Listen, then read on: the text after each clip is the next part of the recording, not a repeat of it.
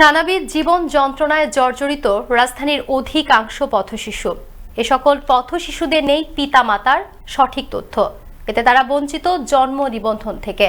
কোমলমতি এসব শিশুরা স্বাস্থ্য ঝুঁকি নিয়ে মানবেতর দিন পার করছে সড়কের পাশে অথবা খোলা আকাশের নিচে। এমনকি পথশিশুরা বঞ্চিত সব ধরনের নাগরিক অধিকার থেকেও। রাজধানী ঘুরে এ সকল অধিকার বঞ্চিত পথশিশুদের জীবন গল্প তুলে এনেছেন সহকর্মী শকত সাগর। ক্যামেরায় ছিলেন রাশেদ আবির। 3 পর্বের ধারাবাহিক প্রতিবেদনের আজ থাকছে প্রথম পর্ব। দেশের প্রায় প্রতিটি জনবহুল স্থানে দেখা মেলে অসংখ্য পথশিশু। কোমলমতি এসব শিশুরা মারাত্মক স্বাস্থ্য ঝুঁকি নিয়ে মানবেতর দিন কাটাচ্ছে সড়কের পাশে অথবা খোলা আকাশের নিচে। প্রায় প্রতিটি মৌলিক অধিকারের পাশাপাশি ভাসমান এসব শিশুরা যাতায়াতের ক্ষেত্রেও অবহেলিত গণপরিবহনে। বঞ্চিত হচ্ছে সব রকম নাগরিক সুযোগ সুবিধা থেকে। দুঃখ কষ্ট যেন নিত্যদিনের সঙ্গী তাদের।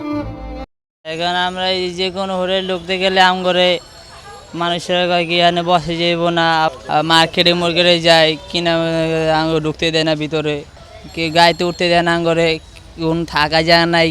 আমার কাম ছিল কদিন ভালো ছিলাম, পরে যে কারণ ভেটের পড়া পায় না, আমার মারতে লেগে আমি পড়ছি। অনেক পথশিশুরই নেই পরিবারের সঠিক কোনো তথ্য, যে কারণে এদের অনেকেরই হচ্ছে না জন্ম নিবন্ধন। আবার বাবা মার পরিচয়পত্র না থাকার ফলেও অনেক শিশু হারাতে বসেছে তার জন্মগত অধিকার, তার মাতৃভূমির নাগরিকত্ব। আমি আমার আড়িপাড়ার ভাতের লেগে জন্ম নিবন্ধন করার লেগে আজকে 7-8 বছর ধরে দৌড়াদৌড়ি করতেছি। আমি কোনো জায়গায় যেতে পারি না। আমার কোনো আইডি কার্ডও নেই, আমার বাচ্চার বাবারও নেই, তার জন্য আমরা বাচ্চাদের জন্য জন্ম কার্ড বানাইতে পারতেছি না। আমার জামাইরও আইডেন্টি কার্ড নাই, আমারও আইডেন্টি কার্ড নাই দেখে তাই জন্য আমরা জন্ম নিবন্ধন কার্ড করতে পারি নাই।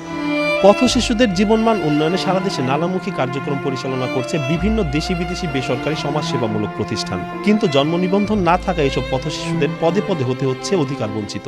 আমার জন্ম নিবন্ধন নাই, ভোটার আইডি কার্ড নাই, আমার কিছু নাই।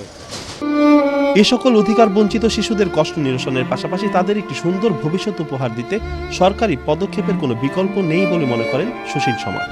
এদের জীবন কিন্তু সুন্দর, এদেরকে যদি পরিপূর্ণভাবে পরিচর্যা করা হয় এদের জীবন কিন্তু এরকম না। এরাও ভালো কিছু করতে পারে, এরাও ডাক্তার ইঞ্জিনিয়ার হইতে পারে। এদের কোনো মা বাবা নাই, এরা পথে ঘাটে থাকে, এদের শারীরিক যেই চাহিদাগুলো এগুলো ওরা পায় না। তো সরকার যদি চায় ওইভাবে যদি নেয় তাহলে এদেরকে সরকার এখান থেকে নিয়ে উন্নত পরিবেশে রাখলে এরা উন্নতভাবে বাঁচতো, আমাদের মতো করে দিনকাল জালো।